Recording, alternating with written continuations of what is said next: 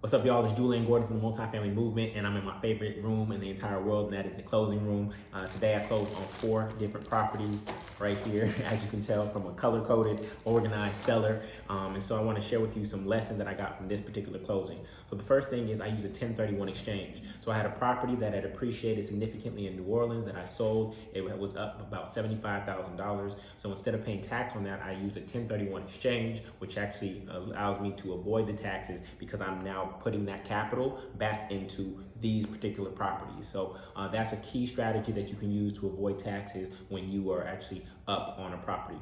The second thing is that this was an off-market deal, right? These deals never hit Trulia, Redfin, or Zillow, all right? This was because somebody in the community knew the work that we were up to, and we had branded ourselves through social media and just our activity in the community in such a way that they brought the deals to us before they decided to list them on any of these websites. So we got access to these deals before anyone else.